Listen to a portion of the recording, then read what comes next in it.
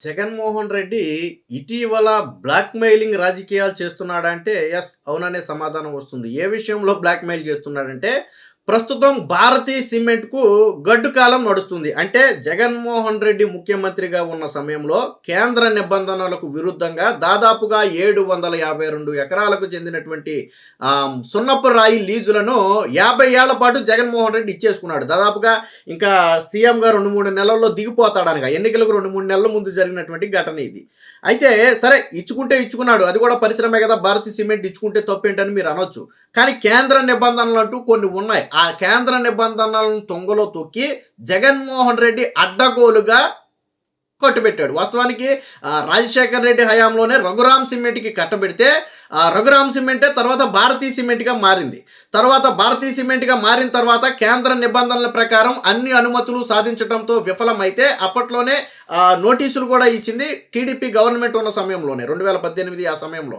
ఆ తర్వాత కరెక్ట్‌గా ఎన్నికలు రావడం, గవర్నమెంట్ దిగిపోవడం, ఇదే సమయంలో హైకోర్టు కూడా మీరు రాష్ట్ర ప్రభుత్వాన్ని ఆశ్రయించి మీరు తేల్చుకోవాలని చెప్పడంతో అప్పుడు రాష్ట్ర ప్రభుత్వం అంటే ఎవరు? జగన్మోహన్ రెడ్డి ముఖ్యమంత్రి అయిపోయి కూర్చున్నాడు అప్పటికే. కాబట్టి ఇక కోర్టే చెప్పిన తర్వాత నాకు తిరిగేంటి అనుకున్నాడో ఏమో తెలియదు కానీ 50 ఏళ్ల పాటు లీజ్ అగ్రిమెంట్‌ని భారతీ సిమెంట్‌కి ఇచ్చేశాడు. సరే అక్కడి వరకు బాగానే ఉంది. అయితే ఇటీవల కేంద్రం మరొకసారి ఏం చేసిందంటే ఎవరైతే ఇలా నిబంధనలను ఉల్లంఘించి గనులు లీజులు కేటాయించుకున్నారో వారి మీద ఎటువంటి చర్యలు తీసుకున్నారో సమాధానం చెప్పాలని కేంద్ర మైనింగ్ శాఖ నుంచి రాష్ట్రానికి ఆదేశాలు వస్తే రాష్ట్ర ప్రభుత్వం ఏం చేసిందంటే భారతీ సిమెంట్‌కి నోటీసులు ఇచ్చింది. ఒక భారతీ సిమెంట్ గురించే చెప్తున్నాడు కానీ దాంతోపాటు ఇంకొక 2 కంపెనీలు కూడా నోటీసులు ఇచ్చారు. మొత్తం 3, 4 కంపెనీలకు ఇచ్చారు. అందులో భారతీ సిమెంట్ ఒక. కేంద్రం ఇలా అడుగుతుంది, మీరు నిబంధనలకు విరుద్ధంగా లీజు కేటాయించుకున్నారు కదా, దీనికి ఏంటి మీ సమాధానం అన్నప్పుడు భారతీ సిమెంట్ సమాధానం చెప్పాలి. సంతృప్తికరమైన సమాధానం చెప్తే అప్పుడు రాష్ట్ర ప్రభుత్వం ఇష్టం దాన్ని కొనసాగించాలా రద్దు చేయాలనేది రాష్ట్ర ప్రభుత్వం ఇష్టం. కానీ సమాధానం భారతీ సిమెంట్ ఏం చేసింది? భారతీ సిమెంట్ దగ్గర సమాధానం లేదు. సమాధానం లేక ఏం చేసింది? మౌనంగానే ఉండిపోయింది. 15 రోజుల్లోనో 14 రోజుల్లోనో స్పందించాలని నోటీసులు పేర్కొంటే మన డిసెంబర్లో ఇచ్చారు. ఎప్పటి వరకు భారతీ సిమెంట్ స్పందించాలా? భారతీ సిమెంట్ నుంచి సమాధానం ఇవ్వాలా? ఎందుకు ఇవ్వాలా? ఇప్పుడు ప్రభుత్వం మీకు ఒక నోటీస్ ఇచ్చింది, దానికి తప్పో ఒప్పో ముందు సమాధానం అయితే భారతీ సిమెంట్ నుంచి ఇవ్వాలి కదా, ఇవ్వలేదు. అలా నోటీసు కానీ ఇవ్వకపోతే ప్రభుత్వం ఏం చేస్తుందంటే వాళ్ళు లీజును రద్దు చేస్తుంది. అంటే సంతృప్తికరమైన నోటీసు ఇవ్వకపోయినా రద్దు చేస్తుంది, అసలు స్పందించకపోయినా రద్దు చేస్తుంది. కాబట్టి ఇప్పుడు రద్దు చేస్తే జగన్ దాన్ని రాజకీయంగా వాడుకోవడానికి ఒక మాస్టర్ ప్లాన్ వేశాడు. ఏంటి ఆ మాస్టర్ ప్లాన్ అంటే పరిశ్రమలను చంద్రబాబు తరిమేస్తున్నాడు, భారతీ సిమెంట్ని తరిమేస్తున్నాడు, రాష్ట్రంలో పరిశ్రమలు ఉండొద్దా, జగన్మోహన్ రెడ్డి వస్తే పరిశ్రమలు బ్రతికి బట్టగట్టవా అని జాతీయ స్థాయిలో దీన్ని రచ్చ చేసి రాష్ట్ర ప్రభుత్వానికి వచ్చే పరిశ్రమలను కూడా అడ్డుకోవచ్చనే ఒక మాస్టర్ ప్లాన్కి తెరతీశాడు. అందులో భాగంగానే భారతీ సిమెంట్స్ ఇప్పటి వరకు రాష్ట్ర ప్రభుత్వానికి సమాధానం ఇవ్వాల. ఎందుకంటే తరువాత దశలో జరిగేది రద్దు చేయటమే. రద్దు చేసిన మరుక్షణం భారతీ సిమెంట్ అనే పేరుని తెర మీదకి తేకుండానే చంద్రబాబు నాయుడు పరిశ్రమలను తరిమేస్తున్నాడనే డ్రామాకు తెరతీయాలి అనేది జగన్మోహన్ రెడ్డి వ్యూహంలో భాగం. అందుకనే మొన్న ఈ మధ్య మాట్లాడుతూ చంద్రబాబు నాయుడు పరిశ్రమల మీద కక్ష కట్టాడు. భారతీ సిమెంట్తో పాటు జిందాల్తో పాటు మైహోమ్తో పాటు ఇంకేదో మొత్తానికి 2, 3 పేర్లు కూడా చెప్పినట్టున్నాడు. వీళ్ళందరినీ చంద్రబాబు నాయుడు తరిమేస్తున్నాడు అని చెప్పాడు. ఇక్కడ భారతీ సిమెంట్స్ మినహాయించి మిగిలిన ఎవరికి కూడా చంద్రబాబు నాయుడుతో శత్రుత్వం లేదు. మైహోమ్ ఎక్కడా ప్రకటించలేదు మేము ఏపీని వదిలేస్తున్నామని, జిందాల్ ఎక్కడా ప్రకటించలేదు, హ్యాపీగా ఏపీతో నడుస్తుంది జిందాల్ ఆల్రెడీ. సో ఎక్కడా కూడా వీళ్ళెవరు ప్రకటించలా. కాకపోతే జగన్మోహన్ రెడ్డి కేవలం భారతీ సిమెంట్ అని వదిలేస్తే బాగోదు కాబట్టి దానికి ఇంకో 2, 3 పేర్లు తోడు చేశాడు. కానీ ఆ 2, 3 పేర్లు ఆల్రెడీ ఏపీతో సఖ్యతగానే ఉన్నాయి. ఇక్కడ కూడా జగన్మోహన్ రెడ్డి పరిశ్రమ తరిమేయాల్సిన అవసరం కూటమి ప్రభుత్వానికి లేదు. ముందు అడిగిన ప్రశ్నకు సమాధానం చెప్పాలా. మీరు నిబంధనలకు విరుద్ధంగా గనులు కేటాయించుకున్నారా లేదా? లేదు నిబంధనలకు విరుద్ధంగా కేటాయించుకోలేదంటారా? దానికి ఆన్సర్ చేయండి. లేదు నిబంధనలకు విరుద్ధంగానే కేటాయించుకున్నామని మీరు ఫీల్ అయ్యారా? సంజాయిషి అడుగుతూ మీరు ప్రభుత్వాన్ని మరొకసారి కోరుకోండి, అవకాశం ఇవ్వమని, లేదా ఇప్పుడు కేటాయించమని కోరుకోండి. కానీ ఎటూ సమాధానం ఇవ్వకుండా కేవలం హోల్డ్లో పెట్టేస్తే తర్వాత ప్రభుత్వం రద్దు చేస్తే చంద్రబాబు నాయుడు మీద జాతీయ స్థాయిలో విషయం చెప్పాలనేది వీళ్ళ వ్యూహం. సో రద్దుపై రచ్చకు రెడీ, భారతీ సిమెంట్స్ పారిపోతుందంటూ ప్రకటన, ముందస్తు బ్లాక్ మెయిలింగ్లో భాగం. భారతీ సిమెంట్స్ జగన్ కుటుంబ సంస్థ అధికారంలో ఉండగా అడ్డగోలుగా మేళ్లు చేసుకున్నారు. 2024 ఎన్నికలకు ముందు 50 ఏళ్ల పాటు 752 ఎకరాల గనులను భారతీ సిమెంట్స్కి ఇచ్చేశారు. కేంద్రం చట్టాలకు వ్యతిరేకంగా జరిగిన ఈ తతంగంపై కేంద్రం ఆదేశాల మేరకు కూటమి సర్కారు చర్యలు చేపట్టి నోటీసులు ఇచ్చింది.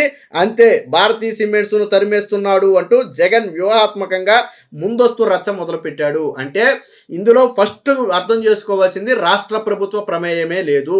కేంద్ర ప్రభుత్వం రాష్ట్రానికి ఆదేశాలు ఇస్తే రాష్ట్రం ఆ కంపెనీలకు నోటీసులు ఇచ్చింది తప్ప ఇందులో చంద్రబాబు గారి వ్యక్తిగత కక్ష లేదు. అలా ఉండుంటే 2 సంవత్సరాల పాటు లీజు కొనసాగే అవకాశం ఉండేది కాదు. ఈ పాటికే దాన్ని రద్దు చేద్దురు. ఒకటి.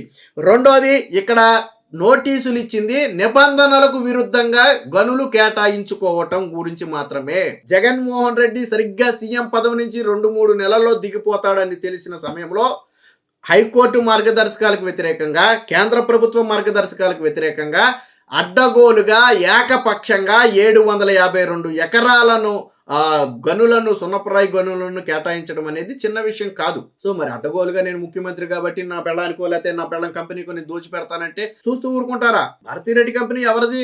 భారతీరెడ్డి కంపెనీ ఎవరిది? పోనీ కంపెనీ ఓకే, నిబంధనల ప్రకారమే నువ్వు చేసావా? యస్, ఇదిగో కేంద్ర నిబంధనలు ఎలాగున్నాయి, ఆ నిబంధనల ప్రకారం నేను గనులు కేటాయించుకోవచ్చు. మరి కేటాయించావా? కేంద్ర నిబంధనలు తొంగలో తొక్కేవనే కదా కేంద్రం ఈ రోజు అడిగింది.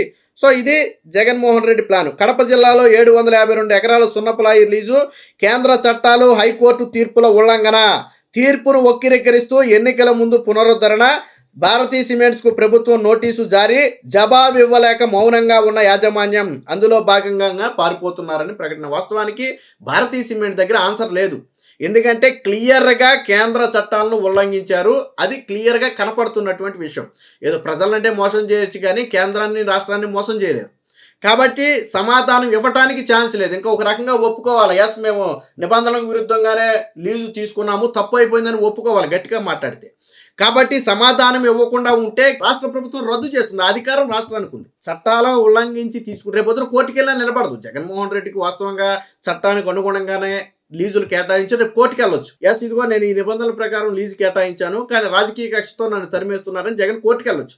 కానీ కోర్టుకి వెళ్ళడానికి కూడా జగన్మోహన్ రెడ్డికి అవకాశం లేదు. ఎందుకంటే అక్కడ హైకోర్టు తీర్పు కూడా ఉల్లంఘన ఉంది. రెండోది ఏంటంటే చట్టాలు ఉల్లంఘిస్తే ఏ కోర్టులు కూడా ఆక్షేపించవు. నువ్వు పరిశ్రమతో సంబంధం లేదు. గతంలో ఇన్ని గొగ్గోలు పెట్టిన జగన్మోహన్ రెడ్డి గతంలో ఏ కారణం లేకుండా అమర్రాజా బ్యాటరీని తరిమేశాడు, మీకు గుర్తుందో లేదో. కానీ ఇక్కడ కక్ష కట్టి తరిమేట్లా, కేంద్ర నిబంధనలకు విరుద్ధంగా వ్యవహరించారు కాబట్టి చర్యలు తీసుకుంటున్నారు అంతే. లేదు నువ్వు నిబంధనలకు మళ్ళీ అనుమతులు తెచ్చుకో, కేంద్ర ప్రభుత్వం అన్ని అనుమతులు తెచ్చుకుని నిబంధనలకు లోబడి నువ్వు అప్లై చేసుకో, మళ్ళీ గనులు తీసుకో, దాంట్లో తప్పేలే. కానీ దీన్ని రాజకీయంగా వాడాలని జగన్మోహన్ రెడ్డి ఎత్తుకడ ఏంటది? ఆల్రెడీ పార్టీ ఉంది కాబట్టి, ఆ వైసీపీ పార్టీకి అనుకూలం కాబట్టి దీన్ని పరిశ్రమల వైపు తిప్పాలి. భారతీ సిమెంట్ అనే పేరు పెద్దగా వినపడకుండా, అందుకని 2-3 కంపెనీల పేర్లు కూడా చెప్పాడు మొన్న, తోక కంపెనీలు. భారతీ సిమెంట్ అనే పేరు వినపడకుండా జాతీయ స్థాయిలో చంద్రబాబు నాయుడు కంపెనీలను తరిమేస్తున్నాడు అని రచ్చ చేయాలి. అది రాజకీయంగా జగన్మోహన్ రెడ్డికి ప్లస్ పాయింట్ అవుతుంది. ఇతర రాష్ట్రాలు లేదా దేశాలు కూడా ఓహో చంద్రబాబు నాయుడు కంపెనీలు తరిమేస్తున్నాడా అని అనుకోవాలి అనేది జగన్మోహన్ రెడ్డి ఉద్దేశం.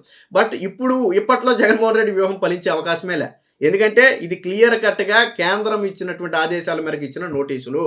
నిబంధనలు ఉల్లంఘించారనేది వాస్తవం, హైకోర్టు తీర్పును ఉల్లంఘించారనేది వాస్తవం. అన్నిటికీ మించి చంద్రబాబు నాయుడు కాలికి బలపం కట్టుకుని రాష్ట్రానికి పరిశ్రమలు తెస్తున్నాడు. అలాంటి చంద్రబాబు నాయుడు పరిశ్రమలు తడపడు. వాస్తవానికి చంద్రబాబు నాయుడు గారికి పరిశ్రమల మీద వ్యక్తిగత కక్ష కూడా ఉండదు. అలా ఉంటే జగన్మోహన్ రెడ్డి చంద్రబాబు నాయుడు సీఎంగా ఉన్నప్పుడు భారతీ సిమెంట్ని ఎలా నడుపుకోగలుగుతున్నాడు? సో ఇదంతా ముందస్తు డ్రామా, ఒక రకంగా బ్లాక్ మెయిలింగ్.